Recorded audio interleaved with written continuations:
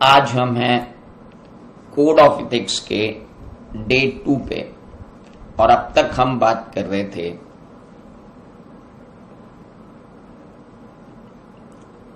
Part 1 की। और part 1 में हम बात कर रहे थे जनरल कोड्स क्या क्या है।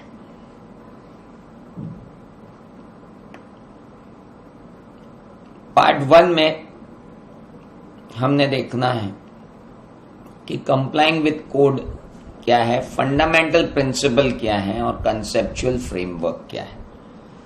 तो फंडामेंटल प्रिंसिपल्स तो वही रहे, integrity, objectivity, professional competence, due care, confidentiality, professional behaviour. लेकिन कंसेप्चुअल फ्रेमवर्क के अंदर हम देख रहे थे कि एक प्रोफेशनल अकाउंटेंट इन प्रैक्टिस को अपनी इंटीग्रिटी और ऑब्जेक्टिविटी और गुड रेपुटेशन का हमेशा ख्याल रखना है। कोई भी ऐसे काम में नहीं जाना है जिससे वो डैमेज हो। फंडामेंटल प्रिंसिपल जो पार्ट 1 के अंदर थे वो नीचे लिखी हुई थ्रेट्स से अफेक्ट हो सकते हैं। पहली होती है सेल्फ इंटरेस्ट थ्रेट, दूसरी होती है सेल्फ रिव्यू थ्रेट, तीसरी होती है एडवोकेसी थ्रेट, चौथी होती है फैमिलियरिटी थ्रेट, पांचवी होती है intimidation threat. So we have these all threats here with us. सबसे पहले आती है सेल्फ इंटरेस्ट थ्रेट। अगर मेरा कोई भी डायरेक्ट या इनडायरेक्ट फाइनेंशियल इंटरेस्ट कंपनी के साथ है तो definitely it is going to impair my independence. मेरी इंडिपेंडेंस को इंपेयर करेगा ही करेगा। बहुत क्लियर। डायरेक्ट या इनडायरेक्ट फाइनेंशियल इंटरेस्ट कैसे आ सकता है? मैं सिक्योरिटी होल्ड कर लूं कंपनी की डायरेक्टली या इनडायरेक्टली रिलेटिव्स के थ्रू सिक्योरिटी होल्ड कर लूं, या एंटिटी से डेट ले लूं, लोन ले लूं, या एंटिटी के डिवेंचर्स को मैं सब्सक्राइब कर दूं, यानी मैं एंटिटी को लोन दे दूं। तो डायरेक्ट और इनडायरेक्ट फाइनेंशियल इंटरेस्ट आना ही है। देयर मे बी डायरेक्ट और इनडायरेक्ट फाइनेंशियल इंटरेस्ट। इसी डायरेक्ट और इनडायरेक्ट फाइनेंशियल इंटरेस्ट को डिफाइन किया है section 141 sub section 3 clause D, sub clause 1, sub clause 2 और सब क्लॉज 3 ने, जहां सिक्योरिटी 5 लाख रुपए से ऊपर का डेट नहीं और गारंटी नहीं। याद करो section 141 sub section 3 clause D of companies act 2013, जिसने क्लियरली बोला कि ऑडिटर और उसका पार्टनर तो एक भी सिक्योरिटी नहीं रख सकते और उनके रिलेटिव को 1 लाख रुपए तक की फेस वैल्यू की सिक्योरिटी रखने की इजाजत है। याद आया? 1 लाख रुपए से ऊपर के लोन के लिए किसी थर्ड पर्सन को गारंटी नहीं देना है। अरे मेरी बात याद आई या नहीं आई? ये बातें हम कर चुके इंटरमीडिएट लेवल पर डिस्क्वालिफिकेशंस ऑफ ऑडिटर्स के रूप में। हेलो,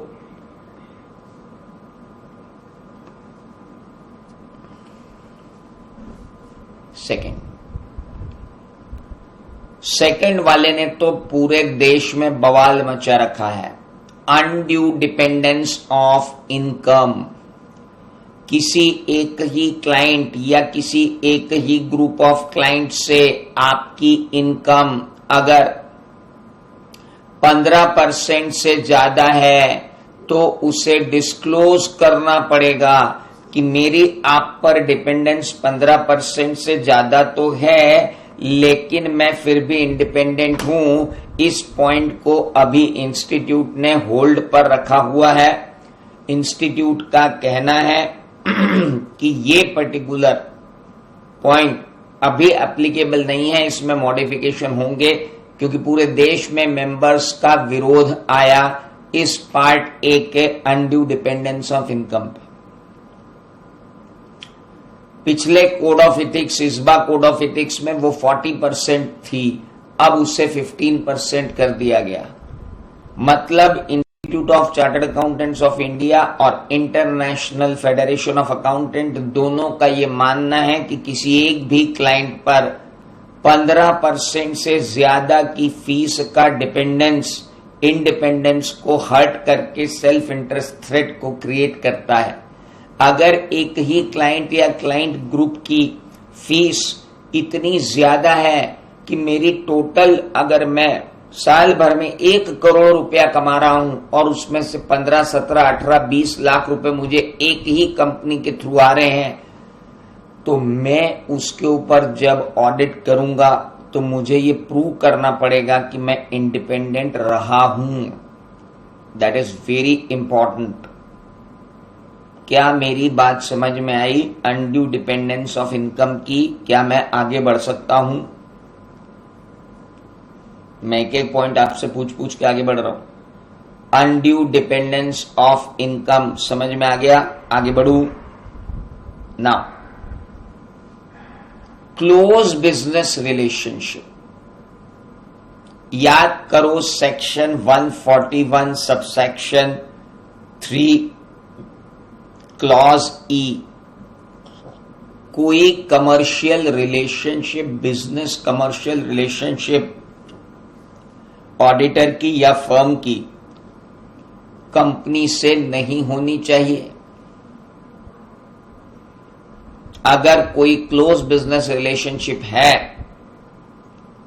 तो फिर हमारा वहां पर सेल्फ इंटरेस्ट थ्रेट आ जाएगा। ये रिलेशनशिप डायरेक्टली और इनडायरेक्टली दोनों ही नहीं होनी चाहिए।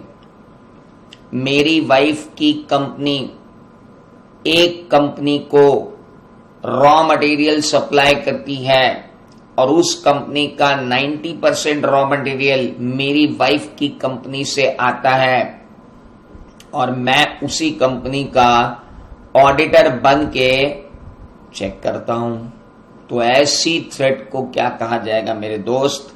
Self interest threat. Self interest threat. Close business relationship अगर है डायरेक्टली या इनडायरेक्टली, तो इसे एड्रेस कर दिया गया सेक्शन 141 सब सेक्शन 3 क्लॉज ई ने।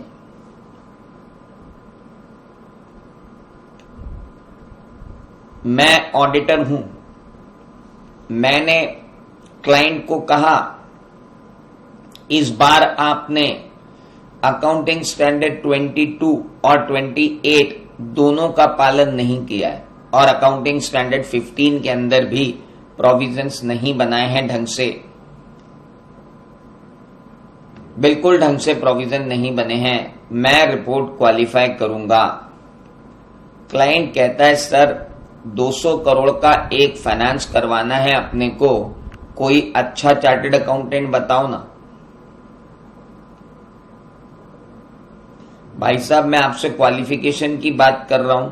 अरे क्वालिफिकेशन साइड में रखो सर, आप तो मेरे को पहले एक ऐसा चार्टर्ड अकाउंटेंट दो जिसको 200 करोड़ के फाइनेंस की एप्लीकेशन लगवानी है।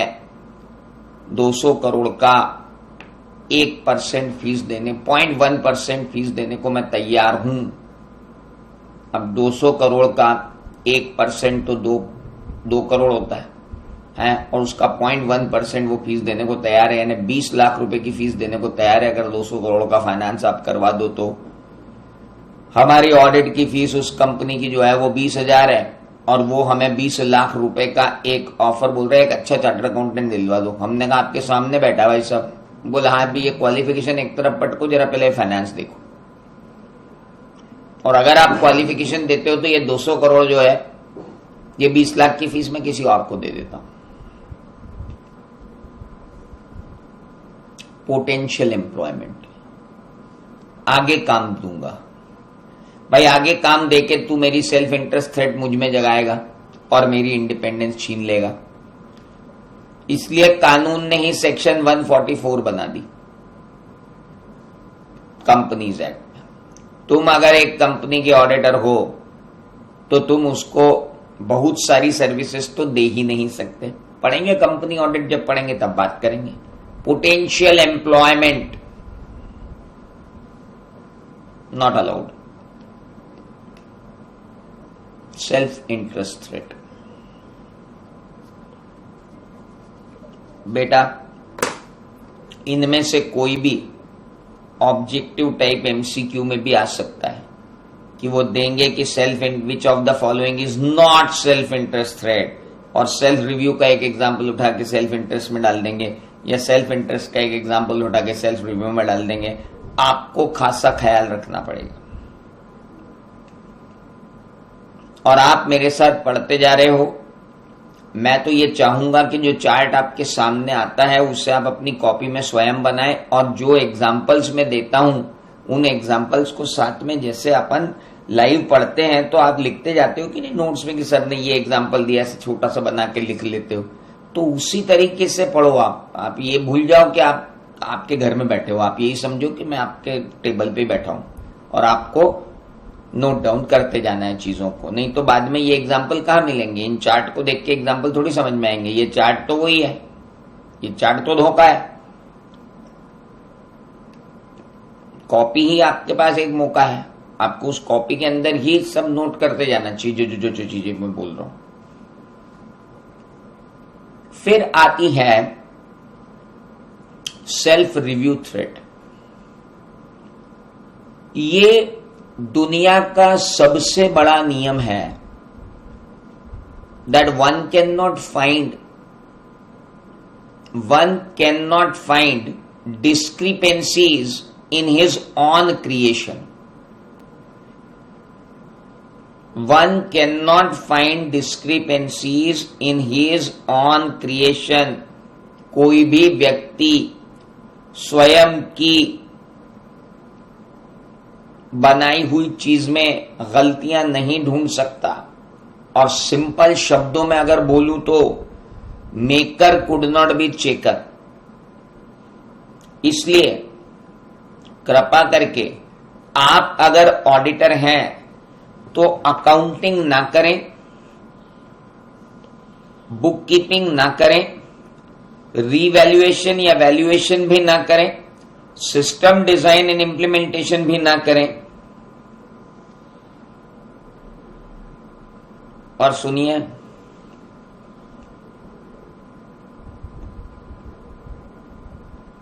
आप एक ऐसे चार्टर्ड अकाउंटेंट तो नहीं हैं जो अब तक एक्स लिमिटेड की एम्प्लॉयमेंट में थे और वहां फाइनेंशियल स्टेटमेंट बनाते थे, और आपने वो कंपनी छोड़ के ऑडिट फर्म ज्वाइन कर ली और अब आप अपने ही किए हुए का ऑडिट करने जा रहे हैं।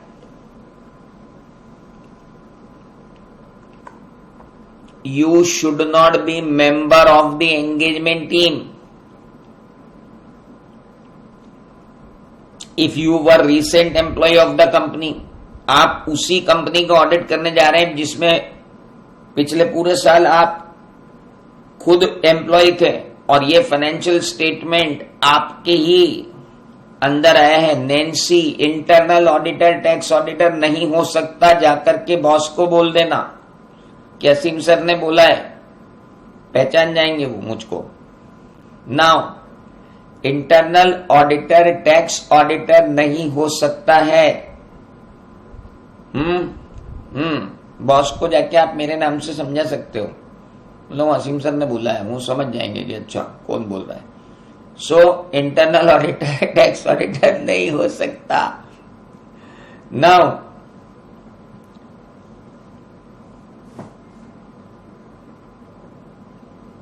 नहीं करना है बेटा, इंटरनल ऑडिटर टैक्स ऑडिटर नहीं हो सकता है ना। अगली बात, member of engagement team was recent employ, ये हो ही नहीं सकता। क्योंकि अगर रीसेंट एम्प्लॉय ही लास्ट फाइनेंशियल ईयर में जिसने बुक्स ऑफ अकाउंट्स वहां लिखी वो इस साल ऑडिट करने के लिए हमारी टीम का सदस्य, क्योंकि उसने वहां से नौकरी छोड़ के हमारी फर्म ज्वाइन कर ली, अरे भैया तुमने बनाया, तुम चेक कर रहे हो, वाह यार मजे लेते हो क्या? तो member of engagement team was recent employ. Then comes advocacy threat. Promoting oddities share. हमारे ऑडिटर का पब्लिक इशू आ रहा है, हमने ही उसमें अकाउंटेंट की रिपोर्ट भी डाल रखी है, हम ही उसके ऑडिटर भी हैं और हम ही उसके अंडर राइटर बन गए, ब्रोकर टू द इशू बन गए. बताओ, अपने ही काम को बेच रहे हो बे मार्केट में, क्या कर रहे हो? हम जिस कंपनी के अंदर ऑडिटर हैं, हम उसी कंपनी के प्रोस्पेक्टस के अंदर अकाउंटेंट की रिपोर्ट भी लगा रहे हैं और हम ही ब्रोकर हो गए हैं और हम ही अंडर राइटर हो गए हैं और हम ही शेयर बेच रहे हैं और अपने जितने क्लाइंट हैं उन सबको कह रहे भाई ये मैं इस कंपनी का ऑडिटर हूं, इसके शेयर खरीदो. वाह यार भैया, गजब कर रहे हो आप. Promoting oddities share, advocacy threat है. सर उसके शेयर बेचने में अपने को क्या दिक्कत है? तो फिर अपन अपने ही काम को कभी गलत बोलेंगे क्या? और दुनिया क्या बोलेगी? खुद ही ऑडिटर खुद ही बेच रहा है शेयर. उससे मजे की बात क्या है? उससे भी बड़ी वाली सुनना ध्यान से. सबके ऑफिस है, मैं ये मान के चल रहा हूं, और सब ऑफिस जाते हैं ये भी मैं मान के चल रहा हूं. बेसिक चीज याद रखना, अगर आपके ऑफिस है और आप ऑफिस जाते हैं तो आपको मेरी क्लास में बहुत मजा आएगा. लेकिन अगर आपके ऑफिस नहीं है और आप अभी कभी ऑफिस नहीं जाते हैं तो आपको बड़ी परेशानी हो जाएगी. अपने ऑफिस में एक क्लाइंट आया, उसने कहा सर ये मेरी बैलेंस शीट P&L है, कंप्यूटेशन बनवा दो. कंप्यूटेशन बनाने के साथ साथ मेरे को कंप्यूटेशन बनवा दो, इनकम टैक्स रिटर्न फाइल करवा दो, टैक्स ऑडिट रिपोर्ट बनवा दो और रिटर्न फाइल करवा दो. देखो भैया, रिटर्न फाइल करने में तो मेरे को कोई दिक्कत नहीं है. कंप्यूटेशन ऑफ इनकम कोई बड़ी बात नहीं है, आपने सही बनाया कि नहीं बनाया वो मेरे को देखना है. फाइनेंशियल स्टेटमेंट आपके ऑडिट मैंने करना ही है, टैक्स ऑडिट रिपोर्ट मैंने करना ही है, सब कर दिया मैंने. 3CD report, 3CB, 3CA report सब फाइल कर दी. अब कहीं केस फंस गया. क्लाइंट आया, सर अपील लगानी. लगाओ. सर मेरी अपील आप ही लड़ोगे, आप तो वकील भी हो. मैंने कहा ठीक है, आपकी अपील हम लड़ेंगे, जाएंगे. अपीलेट ट्रिब्यूनल के सामने जाके खड़े हुए भाई साहब. अपीलेट ट्रिब्यूनल को बोला कि honourable sir, this is my client, assessing officer had erroneously added all these disallowances in the income while my tax audit report is attached there. I have made that particular computation. I have audited the financial statement. Still your assessing officer had added this much.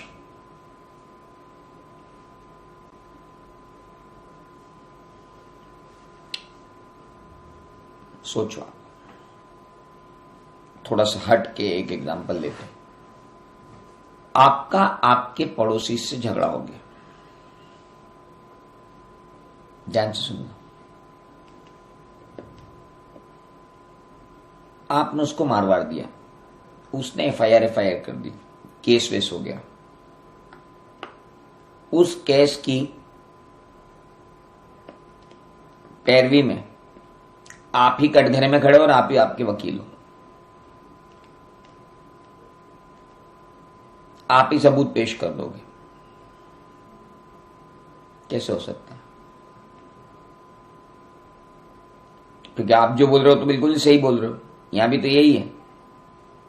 आपने audit किया है, हाँ। आपने financial statement पे sign किए हैं, हाँ। और अब आप ही कह रहे हो कि असेसिंग ऑफिसर गलत है और आप सही हो, हाँ। तो आप तो खुद ही पार्टी हो ना, आप तो अपने आप को सही बोलोगे ही। किसी ऐसे बंदे को लाओ, किसी ऐसे बंदे को लाओ जो फेयरली पक्ष रख सके। आप तो बायस नहीं रहोगे ना यार, आपकी बैलेंस शीट है, आपके साइन किए हुए हैं, आप क्यों इसको गलत मानोगे? सॉरी, आप अपनी ही एडवोकेसी करने कहीं नहीं जाओगे। और सुनो, अगर इस अपील में उसको जिता दिया और अगर ग्राउंड्स उसके सही गलत जिस पे भी आपने जिता दिया, तो अगली बार फिर आप उसका ऑडिट करोगे, फिर आप वही गड़बड़ करोगे। तो इसलिए इंटरनेशनली बोला गया कि अगर आपका क्लाइंट, आपके पास आपका ऑडिट क्लाइंट है, तो आप उसको रिप्रेजेंट करने के लिए कोर्ट में मत जाना। किसी भी डिस्प्यूट रेजोल्यूशन में आप पार्ट ना बने। मैं ही ऑडिटर और मैं ही उसका लिक्विडेटर बन जाऊं, मैं ही ऑडिटर और मैं ही उसका इंसॉल्वेंसी रिजोल्यूशन प्रोफेशनल बन जाऊं, बड़ा गड़बड़ हो जाएगी। क्योंकि वैल्यूएशन जो असेट्स और लायबिलिटीज का आ रहा है, मैं उसको गलत कैसे ठहराऊंगा? तो ये एडवोकेसी थ्रेट हो जाती है, शुड नॉट बी देयर।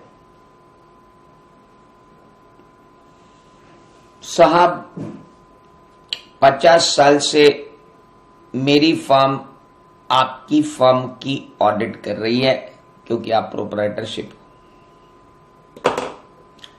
आपके पिताजी के बिजनेस का ऑडिट मेरे पिताजी करते थे, आपका ऑडिट मैं कर रहा हूं, और अब आपका बच्चा भी फाउंडेशन में, मेरा बच्चा भी फाउंडेशन में, भगवान ने चाहा तो अगली पीढ़ी में भी ये अपना ऑडिटर और ऑडिटी का साथ चलता रहेगा। मालिक इतना साथ अच्छा नहीं है, क्योंकि किसी भी दिन अगर ऐसा हुआ, किसी भी दिन अगर ऐसा हुआ कि सामने वाली पार्टी ने आपके ऊपर, सामने वाली पार्टी ने कोई घपला किया जिसे आप पकड़ नहीं पाए, तो कोर्ट आपको आके कहेगा कि बॉस आपने लापरवाही पूर्वक ऑडिट किया है और आप भी इस फ्रॉड में मिले हुए होंगे। हम बोलेंगे नहीं सर, हम इंडिपेंडेंट हैं। बोले वाह, क्या इंडिपेंडेंस है? 50 साल से आप इस फर्म के ऑडिटर हो, आपको तो इसकी जन्म कुंडली तक मालूम है, आपसे कैसे छूट गई चीज? तो जब फिंगर पॉइंट आउट हो जाती है ना, तो उसका जवाब देना बहुत मुश्किल हो जाता है। तो अपन अपने आप को ऐसी सिचुएशन में डाले ही क्यों? एक लाइन आपने पढ़ी थी इंटरमीडिएट में कि इंडिपेंडेंस ऑफ माइंड भी होना चाहिए और इंडिपेंडेंस ऑफ अपीयरेंस भी होना चाहिए। One should not only be independent, he should appears to be independent. याद आया? ये लाइन याद आई इंटरमीडिएट की, बड़ी इंपॉर्टेंट लाइन थी कि one should be not only independent, he should appears to be independent. Independence in mind एक चीज होती है, इंडिपेंडेंस इन अपीयरेंस भी होना चाहिए। अब आप 60 साल से एक ही कंपनी के ऑडिटर हो, तो anybody can put fingers on you that he is also culprit. So why to have pointed fingers towards us? एक ही क्लाइंट बचा है क्या? Let us have rotating the clients and all. और इसी को ध्यान में रखते हुए सेक्शन 139(2) कंपनीज एक्ट में डाली गई, ताकि ऑडिटर की फैमिलियरिटी थ्रेट लिस्टेड कंपनीज और बिग कंपनीज के केस में ना हो, और फर्म को 10 साल और प्रोप्राइटर को 5 साल दिए हैं कि मैक्सिमम टेन्योर इतना हो सकता है, उसके बाद आपको 5 साल का कूलिंग पीरियड लेना पड़ेगा। याद करो कूलिंग पीरियड लेना पड़ेगा। This is the example why we are rotating it. क्यों रोटेट कर रहे हैं? फैमिलियरिटी थ्रेट को एड्रेस करने के लिए। मेरी कंपनी का एक पार्टनर मेरे ऑडिट के एम्प्लॉय बन गया और अब मेरी ऑडिट टीम उनके ऑडिट करने जा रही है। बहुत ही बढ़िया है। मेरा पार्टनर मेरी फर्म से रिटायर हुआ और उस कंपनी में सीएफओ बन गया और अब उसने फाइनेंशियल स्टेटमेंट बना दिया और मैं उस सीएफओ के द्वारा बनाई गई बैलेंस शीट को ऑडिट कर रहा हूं और वो सीएफओ मेरा फॉर्मर पार्टनर था फ्रॉम लास्ट 15 ईयर्स। पिछले 15 सालों से वो मेरा पार्टनर है भाई।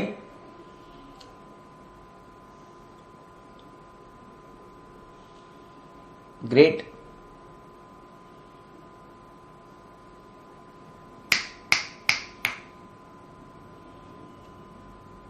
क्या करें?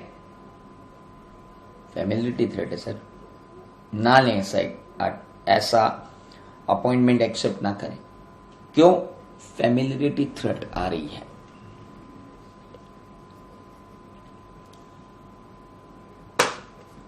आगे बढ़ू ओ महानुभावों। वाह वाह वाह वाह वाह। चलो क्वेश्चन आया, ऐसा तो लग रहा है कि कोई पढ़ रहा है। हाँ जी सर, अगर जो फर्म का कहां गया?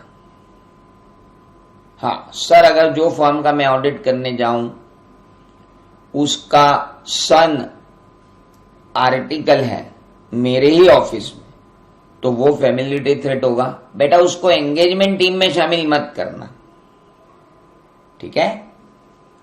उसे एंगेजमेंट टीम में शामिल कर लिया तुमने तो फैमिलिटी थ्रेट होगा, लेकिन एंगेजमेंट टीम में शामिल ना करें। Got it? अरे ये तो पूरे नैन्सी है, तो क्या बोलूं मैं तुमको। ये उतना बड़ा फैमिलिटी थ्रेट का एग्जाम्पल नहीं है, मैं बताऊं आपको। इतना टटपूंजा एग्जाम्पल है ये। प्रॉब्लम क्या है कि आर्टिकल एंगेजमेंट टीम का पार्ट हो तो फैमिलिटी थ्रेट होगी, अदरवाइज नहीं होगी। लॉन्ग एसोसिएशन अभी बताया आपको। ओके,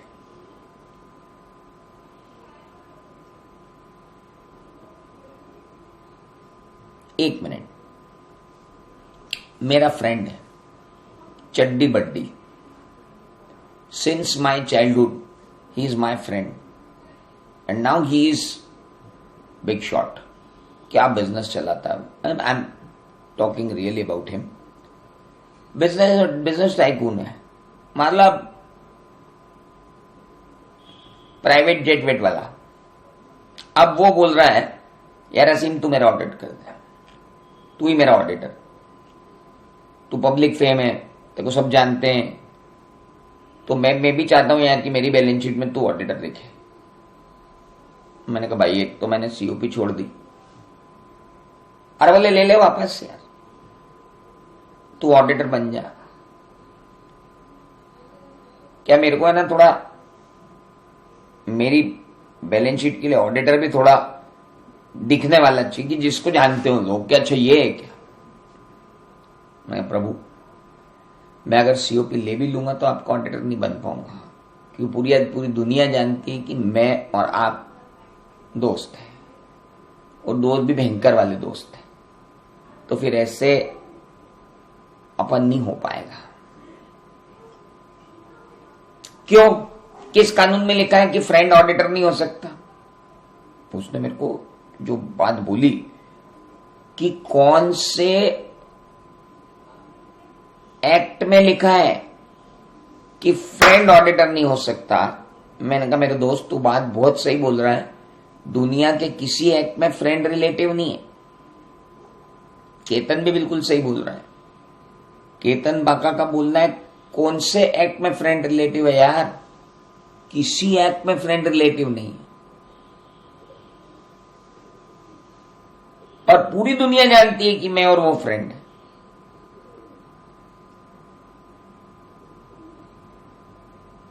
हेलो,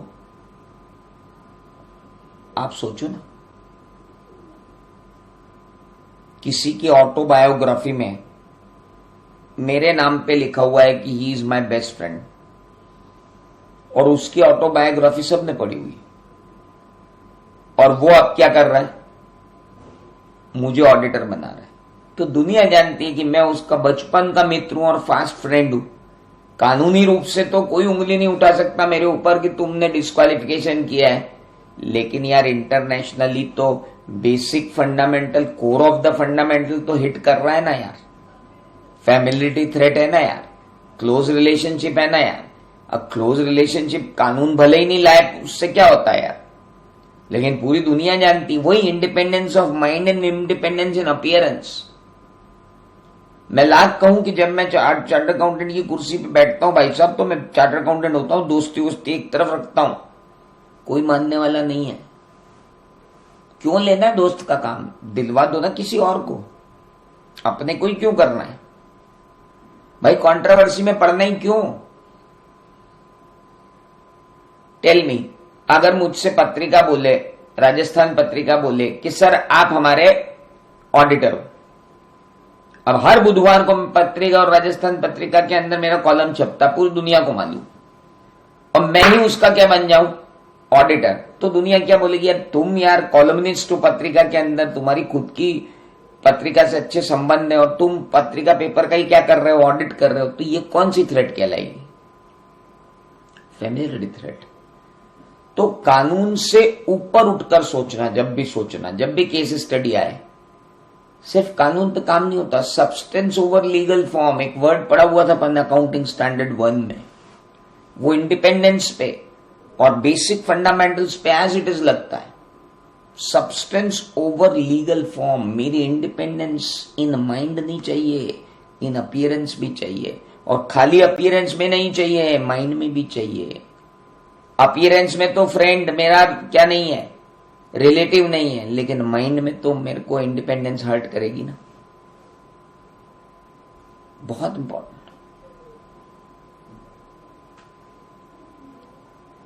इसके बाद आती है इंटिमिडेशन थ्रेट। ये क्या होती है? इंटिमिडेशन थ्रेट का मतलब होता है हम तुम्हें डिसमिस कर देंगे, तुम दो ना क्वालिफाइड।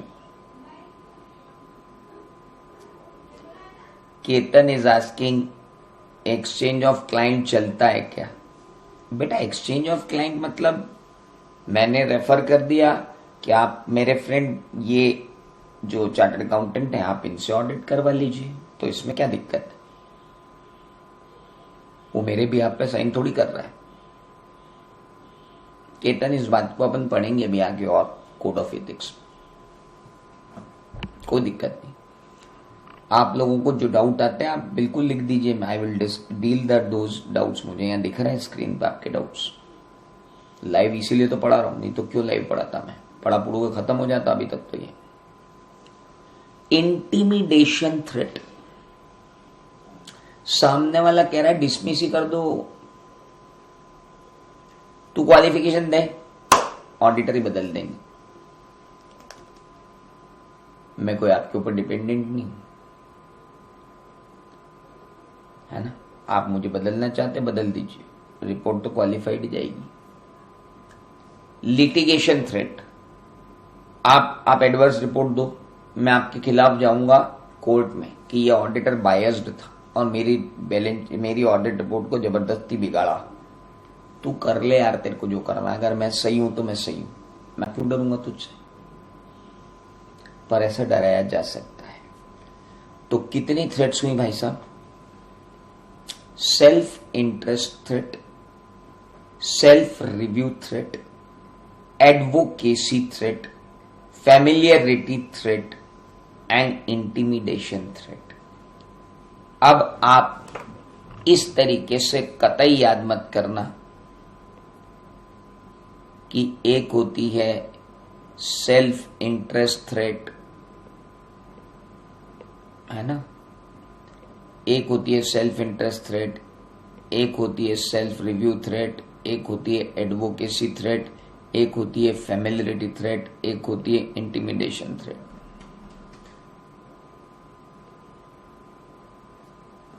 है ना, सिसराफी, फिर इस सिसराफी को कुछ कर दिया आपने कि और कुछ बना दूं, सी से कुछ और एसआर से कुछ और एएफआई से कुछ।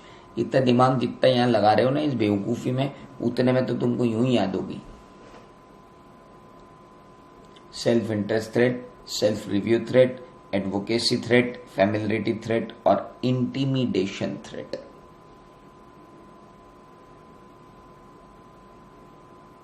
देखो अब आपको मैं लॉजिक समझाता हूं, याद रखने का लॉजिक। ध्यान देना बिल्कुल मेरी बात पे।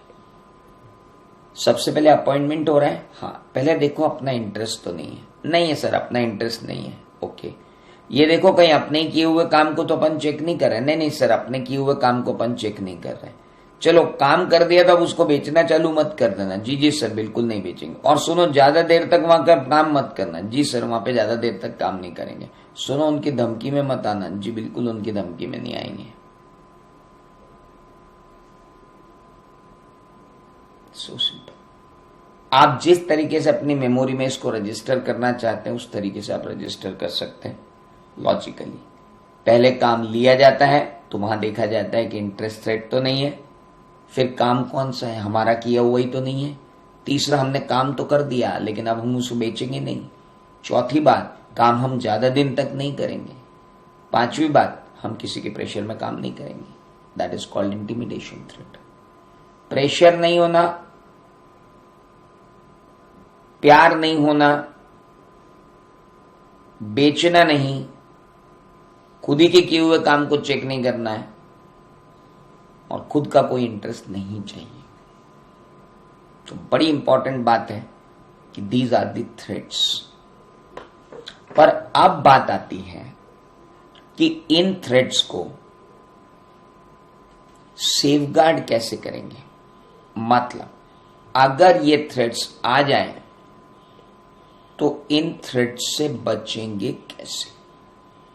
Safeguard from the threats. बच्चों मैं आपसे चाहूंगा कि आप अपनी कॉपी में फेयरली इन सब चीजों को बनाएं। जो चार्ट आपके हैं रोज के रोज मैं जितना पढ़ाता हूं उतने चार्ट आप फेयरली बना लें। हो सके तो उसमें एग्जाम्पल भी जोड़ लें। आपकी कॉपी एकदम एक्सीलेंट बन जाएगी। आपको मॉड्यूल उठा के देखने की जरूरत नहीं रहेगी। Safeguard from threats. थ्रेट्स से सेफगार्ड कैसे होंगे, कैसे बचेगी एक फर्म थ्रेट्स। पहली बात, एक सेफगार्ड होगा फ्रॉम प्रोफेशनल लेजिस्लेशन और रेगुलेशन।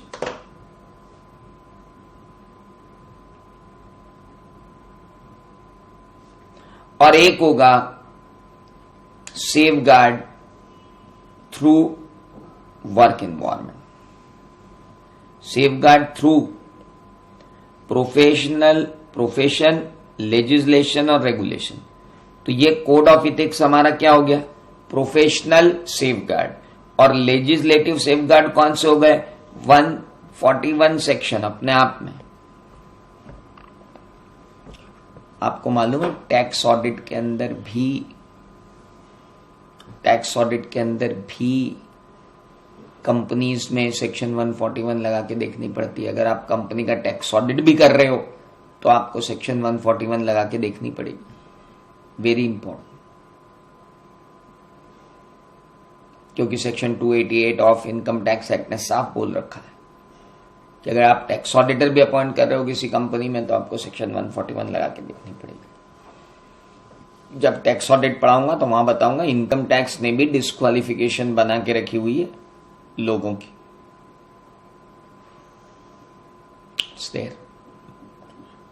तो safeguard from professional, safeguard through profession, that is code of ethics, safeguard through legislation और regulation, जो मैंने आपको बताया, from नहीं, ये through है. Safeguard through professional regulations, safeguard through legislation and regulations, code of ethics और section 141 आ गया.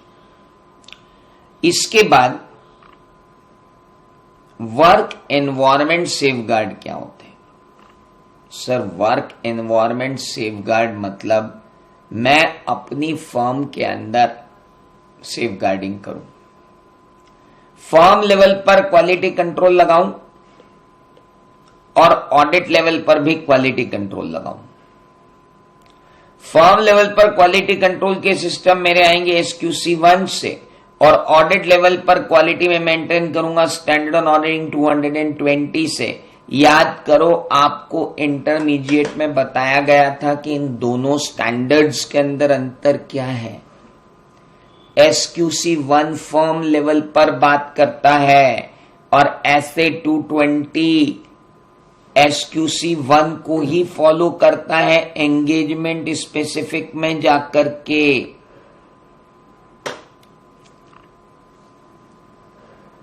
फर्म वाइड सेफगार्ड SQC1 में है और एंगेजमेंट स्पेसिफिक सेफगार्ड SA 220 में है.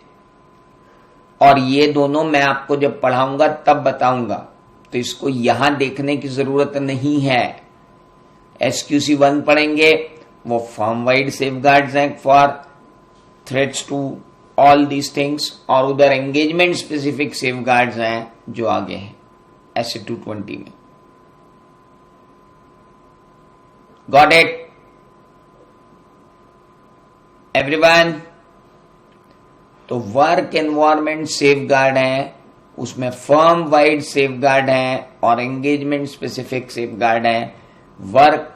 फर्म वाइड सेफगार्ड जो होंगे वो SQC1 में आएंगे और एक्सचेंज स्पेसिफिक सेफगार्ड होंगे वो 220 में आएंगे. बेटा, चार्ट बनाने की जरूरत क्या है? भेज दूंगा ना, आज बना लेना. मैं भेज दूंगा ना, अभी जो आज पढ़ाऊंगा वो आज के भेज दूंगा. तो क्या उसमें करेक्शन करके फिर बना लेना पूरा. खैर, बना लो. रुकाऊ मैं 1 मिनट, क्या दिक्कत है?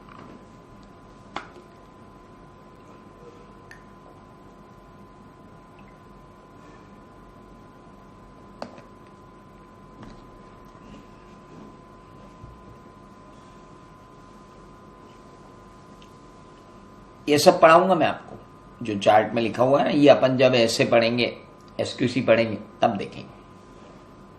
अभी देखने की जरूरत नहीं. हाँ, उस वक्त ये ध्यान रखना पड़ेगा कि वर्क एनवायरमेंट सेफगार्ड क्या है. एग्जाम में एक बार पूछ लिया था, फर्म वाइड सेफगार्ड क्या होते हैं. बच्चे समझ ही नहीं पाए. अरे SQC1 के अंदर दिए हुए हैं फर्म वाइड सेफगार्ड.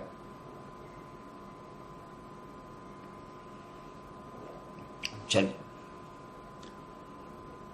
अब यहां दिया है division 1 part C, professional accountant in business.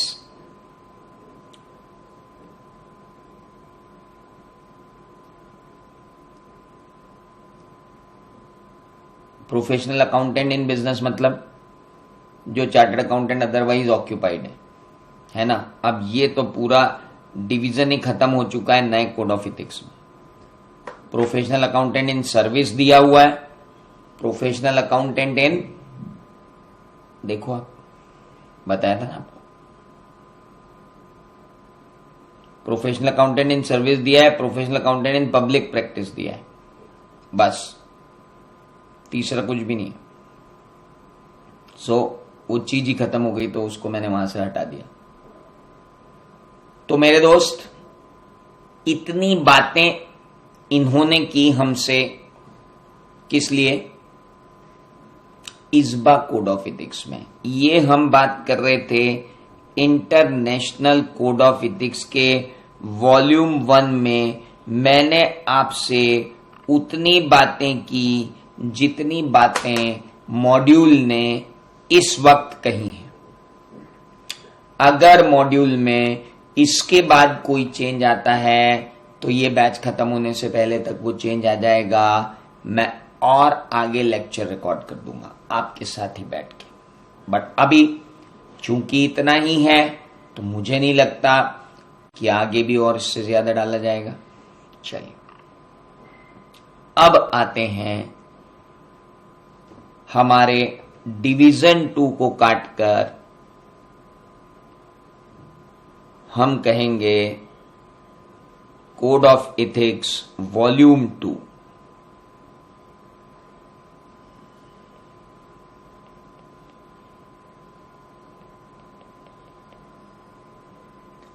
Volume 1 से रिलेटेड आपको इतना ही कहा गया। अब हम आ गए हैं वॉल्यूम 2 में।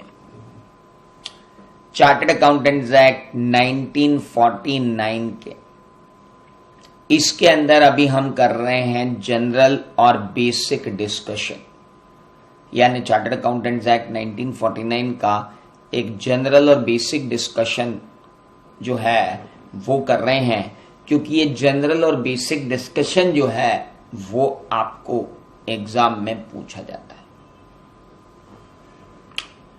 जनरल एंड बेसिक डिस्कशन में सबसे पहला प्रश्न आता है, चार्टर्ड अकाउंटेंट कौन है?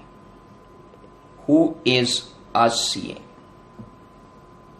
लो भाई, सीए कौन है? Section 2 subsection 1 clause B of chartered accountants act 1949 define करती है कि सीए कौन है। CA means a person who is member of institute.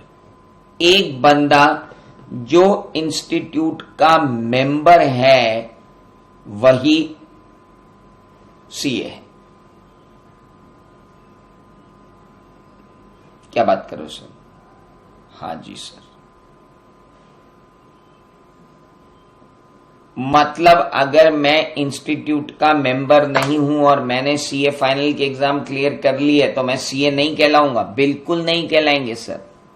You are not at all a chartered accountant. मतलब मैं सीए फाइनल क्लियर करने के बाद अपने आप को सीए डॉट नहीं बोल सकता? बिल्कुल नहीं बोल सकते सर।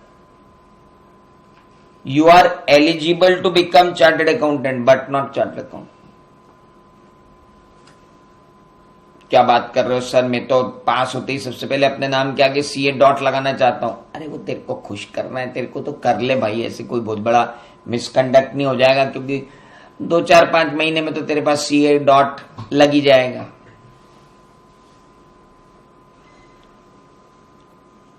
कई ऐसे महान लोग हुए, मैं आपको क्या बताऊं, अभी भी हैं, अभी भी हैं, जिन्होंने अपने आप की मेंबरशिप ही नहीं ली।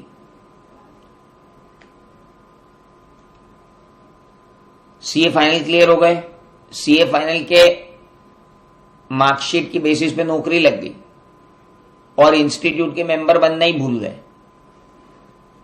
मेरे को ईमेल लिखते हैं, sir I am not getting any newsletter from institute and any communication from institute. How disorganized the ICI is. They are not sending me anything from last 3 years.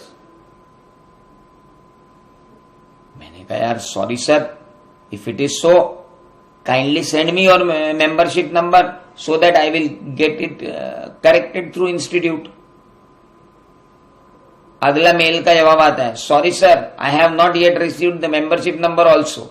This is the height of carelessness of ICI. मैंने कहा kindly give me reference of the application which you made for membership number. अगला mail आता है, is it so, should I apply for membership?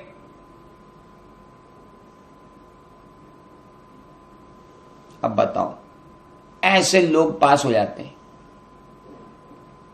Complain institute की कर रहे हैं मेरे से, बोला आप तो इंस्टीट्यूट में इतने लोगों को जानते हो तो आप कर दो। तो बाबा तू पहले समझ तो सही, तूने एप्लीकेशन दी इंस्टीट्यूट को मेंबरशिप की? नहीं दी। मतलब तू मेंबर ही नहीं है। दे भाई जल्दी मेंबरशिप के लिए।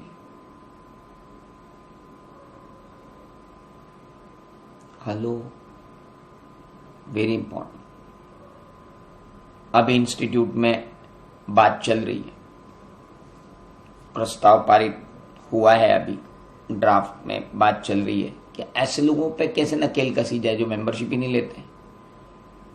हमने एक काम करो, अगर कोई आदमी 3 साल तक मेंबरशिप नहीं लेता तो उसको बोलो कि सीए फाइनल की एग्जाम वापस देनी पड़ेगी अगर आना पड़ेगा तो। You have to give exam again, then only we will make you member. कितना मजा आएगा। फट से सबसे पहले आदमी मेंबरशिप लेगा, बोले नहीं नहीं भैया पहले मेंबरशिप दे दो यार, तुम फिर एग्जाम ले लोगे दीप। हाँ तो क्या करें, मेंबर ही बनने को नहीं आता है। अच्छा, मेंबर बनता नहीं है तो फिर चार्टर्ड अकाउंटेंट एक्ट से बाहर हो जाता है और फिर अपने मनमर्जी की करता है, तो रोकना तो पड़ेगा ना। That's why. तो हु इज अ मेंबर? जिसका नाम रजिस्टर ऑफ मेंबर में लिखा है सेक्शन 4 के अनुसार। देखो, सेक्शन 2 सबसेक्शन 1 क्लॉज भी बोलता है चार्टर्ड अकाउंटेंट कौन? जो इंस्टीट्यूट का मेंबर है।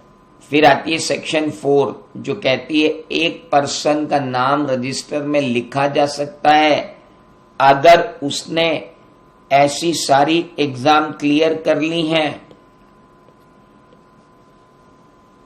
और ऐसी सारी ट्रेनिंग कंप्लीट कर ली है जो इंस्टीट्यूट के मेंबर के लिए प्रिस्क्राइब्ड है, तो हम उसका नाम रजिस्टर में लिख लेंगे जब वो अप्लाई करेगा। He should apply to ICAI।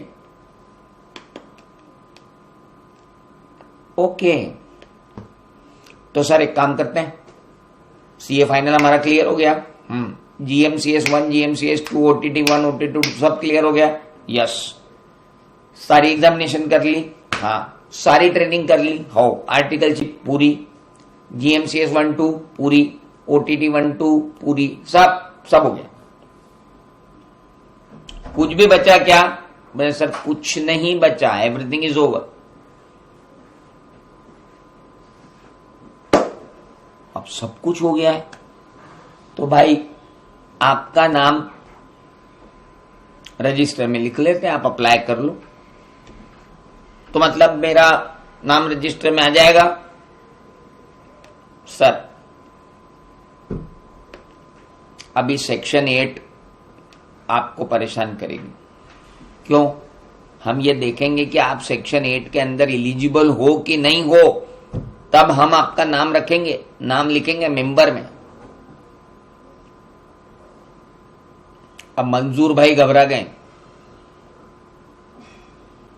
Tanzania में बैठे बैठे वो घबरा रहे, बोले यार सर आगे की बात बता दो यार, मैं सीए फाइनल कंप्लीट भी कर लूं, मेरी ट्रेनिंग भी सब कंप्लीट हो जाए और उसके बाद कहीं ऐसा नहीं हो जाए कि इंस्टीट्यूट मना कर दे कि भाई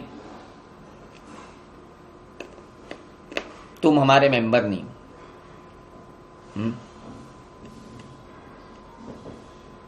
मंजूर, are you Indian citizen?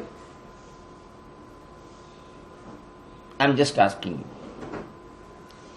Are you Indian citizen?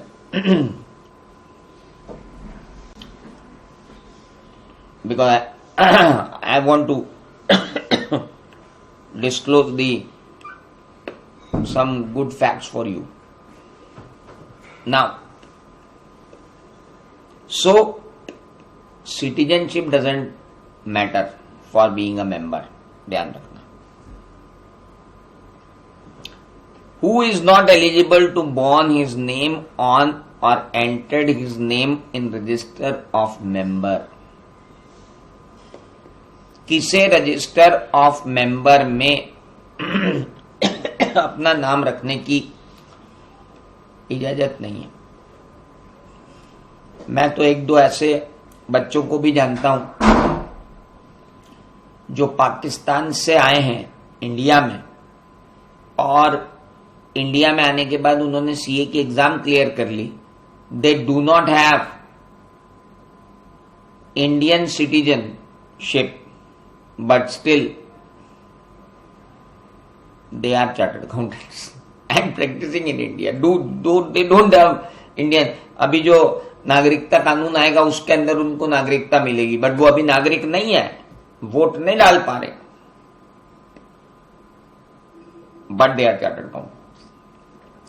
तो सिटीजनशिप डजंट मैटर, है ना.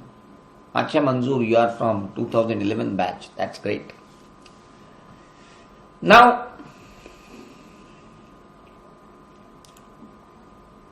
इंपॉर्टेंट इज सेक्शन 8 कहती है कि आप क्या नहीं बन सकते. यू कैन नॉट बिकम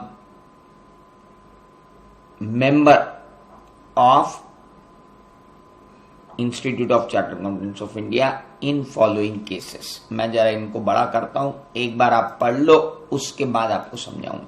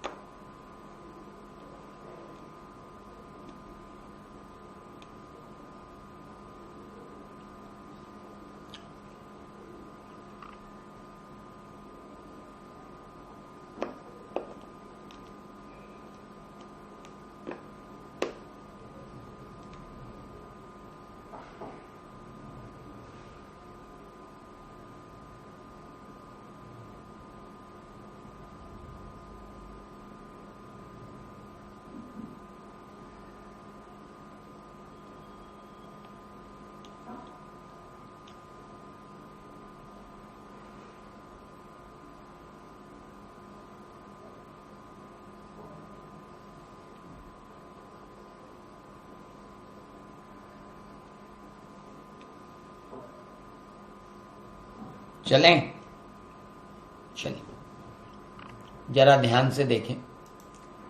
पहली बात में ही आप फ्लैट हो गए.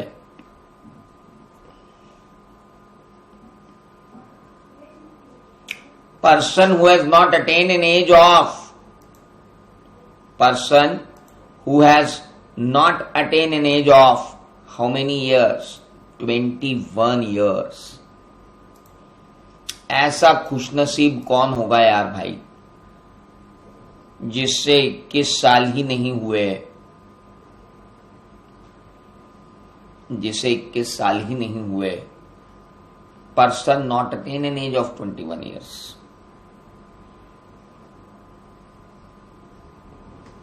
आप अगर 21 साल के पहले सीए बन जाते, मतलब एग्जाम पास कर लेते हो, तो इंस्टीट्यूट आपको बोलेगी कि आप थोड़े दिन रुको, दुनिया घूमो, है ना.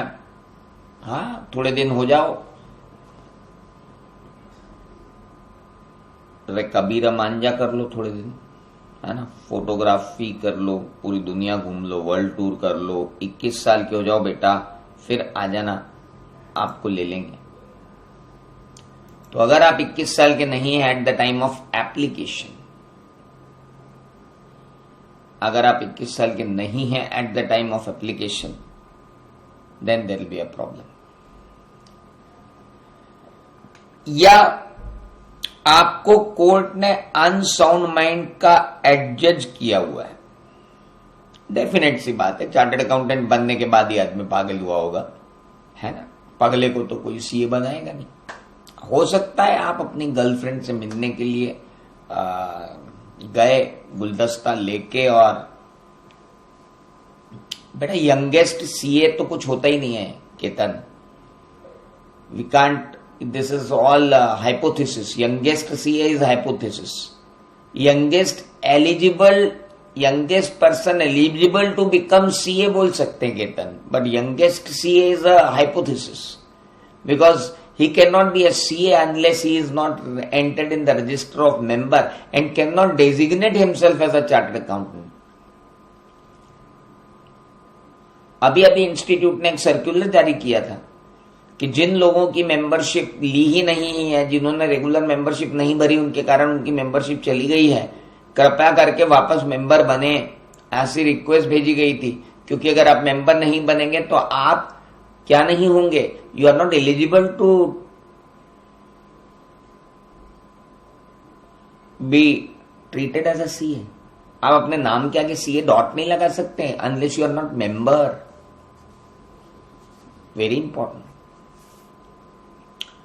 तो भाई एक बंदा, आपने देखा ही तो है, इतनी मूवी है, मान लो आमिर खान के वो गजनी मूवी में आमिर खान जाते हैं बेचारे गर्लफ्रेंड से मिलने के लिए, पता चलता है किसी ने ठोक दिया सिर पे, हर 15 मिनट में आ रही है, हर 15 मिनट में जा रही है, हर 15 मिनट में मेमोरी आ रही है, हर 15 मिनट में मेमोरी जा रही है। ऐसा चार्टर्ड अकाउंटेंट हमारे क्या काम का? ऑडिट करने के बाद यही भूल जाएगा किसका ऑडिट किया, फोटो खींच खींच के ऑडिट करेगा क्या? So simple. तो अगर वो अनसाउंड माइंड का हो गया है और कोर्ट ने उसको अनसाउंड माइंड का डिक्लेयर कर दिया है तो नमस्ते भाई। उसका इंसॉल्वेंसी अभी पेंडिंग है, सीए बनने के बाद इंसॉल्वेंट हो गया और इंसॉल्वेंसी की प्रोसीडिंग अभी उसकी चल रही है। भाई वो सीए नहीं बन सकता।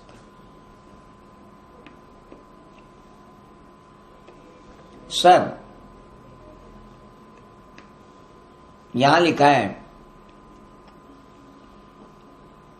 कौन बंदा एलिजिबल नहीं है to be born his name on or entered his name on register. ये बात और ज्यादा इंपॉर्टेंट है आपके लिए।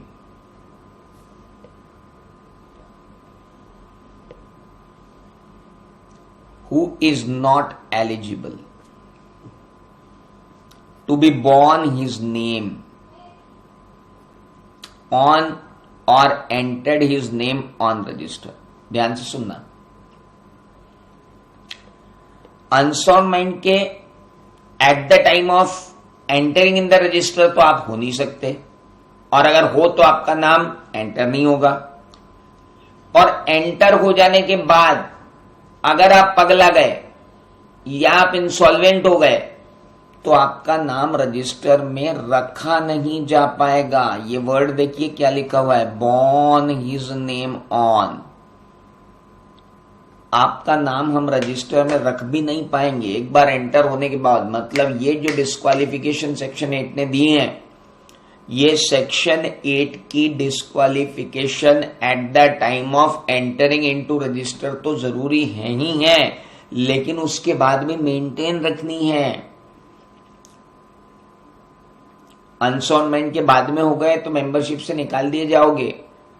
अगर आप अनडिस्चार्ज इंसॉल्वेंट हो तो आप अंदर नहीं आ सकते, लेकिन आप अंदर आने के बाद इंसॉल्वेंसी की प्रोसीडिंग में गए हो तो आपको बाहर कर दिया जाएगा।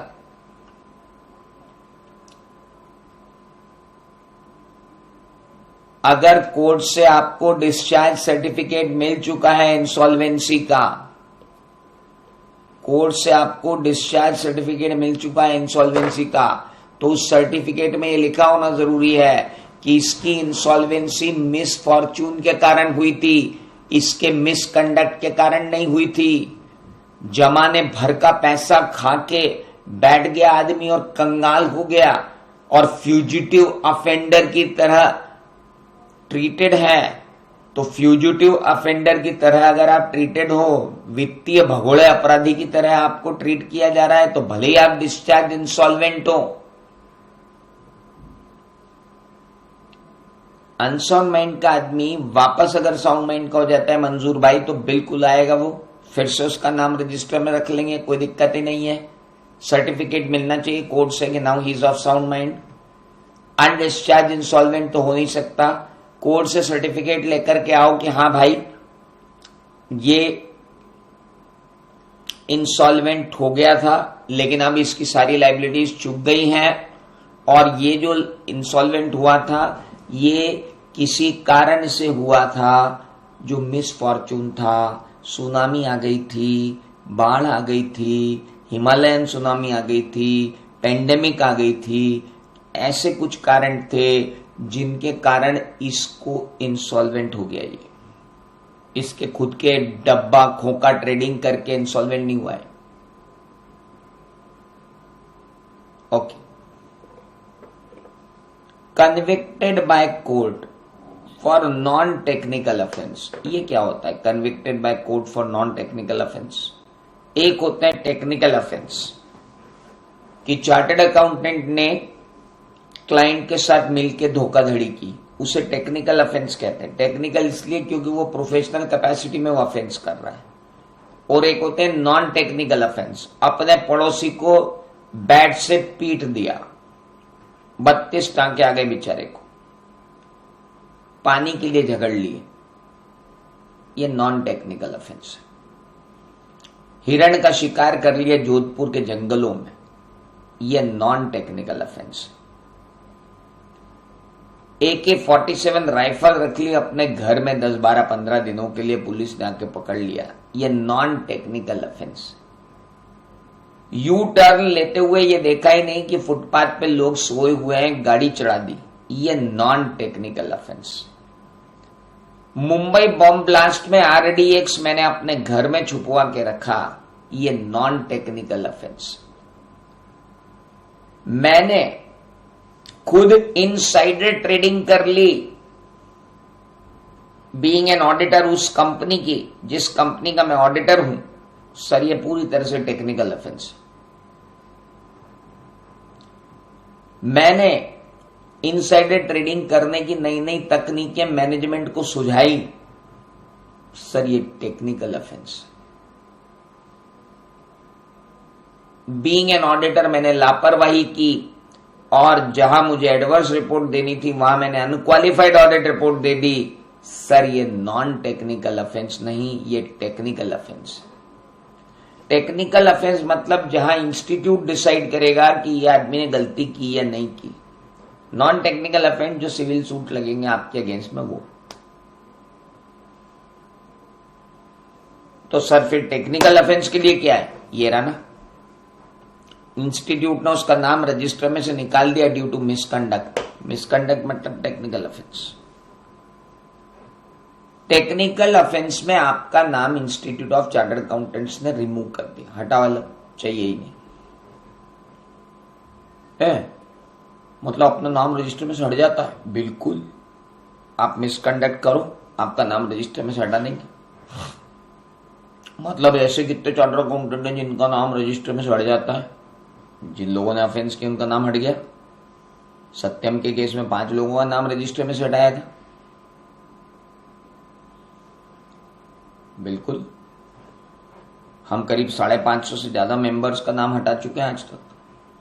एंड आई कैन प्राउडली से दिस, इंडियन मेडिकल एसोसिएशन ने, मेडिकल काउंसिल ने आज तक एक भी डॉक्टर का रजिस्ट्रेशन सर्टिफिकेट कैंसिल नहीं किया है, एक भी।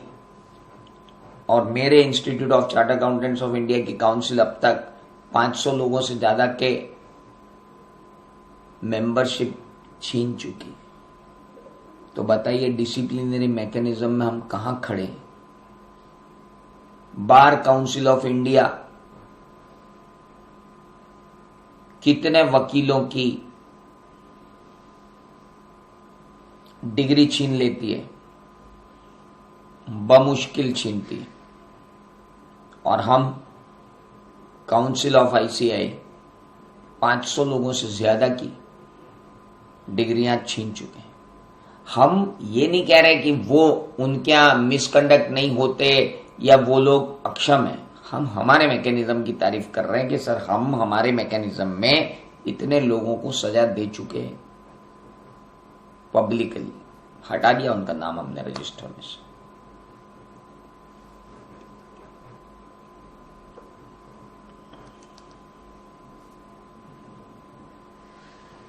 हाँ नैन्सी, जो भी ज्वाइन करना चाहता है बैच उसको बोल दो ना ज्वाइन कर ले, उसको बैकअप मिल जाएगा। क्या दिक्कत है? आपके ऑफिस का कोई आर्टिकल अगर चाह रहा है कि बैच ज्वाइन करना है तो कर लो, मैं तो पढ़ा ही रहा हूं। नाउ पेन ड्राइव में अगर वो पढ़ना चाहता है तो वेट करे, और लाइव पढ़ना चाहता है तो लाइव पढ़े, मैं तो पढ़ा ही रहा हूं। So and I should prefer कि वो लाइव ही आए। सो आप जो भी आपके फ्रेंड्स भी ज्वाइन करना चाहते हैं तो राम भैया का फोन नंबर आपके पास है, रामकरण भाई का, उनको बोलो वो ऐड करवा देंगे। नाउ इंपॉर्टेंट इज कि remove his name from the register by council due to misconduct, हटा देते हैं। एक बार बड़ा इंटरेस्टिंग केस हुआ साहब, प्रेसिडेंट थे मनोज फडणवीस साहब। मैंने उनसे एक दिन क्वेश्चन पूछा, मैंने 5-6 साल पहले की बात है, मैंने कहा सर वो मुंबई बॉम्ब ब्लास्ट में एक चार्टर्ड अकाउंटेंट को उम्र कैद की सजा हुई है क्योंकि उसने मुंबई बॉम्ब ब्लास्ट को पूरा हवाला के थ्रू फाइनेंस किया था। हमारे इंस्टीट्यूट ने उसका नाम रजिस्टर में से हटाया कि नहीं हटाया? प्रेसिडेंट सर ने हंसते हुए मेरे को बोला असीम ऐसा है कि मैं तुम्हें जो बात बताने जा रहा हूं तुम जोर से उस पर हंस सकते हो यार, उसने 4 साल से मेंबरशिप फीस ही नहीं भरी थी तो उसका नाम तो हमने पहले ही रजिस्टर में से हटा दिया था। तो जिसका नाम मेंबरशिप रजिस्टर में से पहले ही हट चुका, बोला अब उसके खिलाफ और क्या डिसिप्लिनरी एक्शन ले, तो वो तो वैसे ही मेंबरशिप रजिस्टर से हट गया नाम, तो हमको डिसिप्लिनरी एक्शन लेने की जरूरत ही नहीं पड़ी। तो कई बार ऐसा भी हो जाता है कि कुछ लोग कल्प्रेट होते हैं, अपराधी होते हैं, उनके अगेंस्ट में जब केसेस चलते हैं तो वो इंस्टीट्यूट की मेंबरशिप फीस भरने का कहां ध्यान रखते हैं। उन्होंने मेंबरशिप फीस भरी नहीं, इंस्टीट्यूट ने उनका नाम निकाल दिया, अब वापस नाम आ नहीं सकता क्योंकि वो तो नॉन टेक्निकल ऑफेंस में कन्विक्ट हो गए। तो ऐसा कई बार हो जाता है। तो हमने आज देखा क्या चार्टर्ड अकाउंटेंट्स एक्ट 1949 में, हमने देखा जनरल एंड बेसिक डिस्कशन पर, और उस पर हमने बात की। Got it everyone? तो आज इतना आपको पढ़ के रखना है। आज हमने बात की चार्टर्ड अकाउंटेंट कौन है, फिर हमने बात की मेंबर कौन है, फिर हमने बात की मेंबर कौन नहीं बन सकता, उसके अलावा थ्रेड्स की बात की थी। तो बाकी की बातें करते हैं कल। Till then good bye, thank you, see you.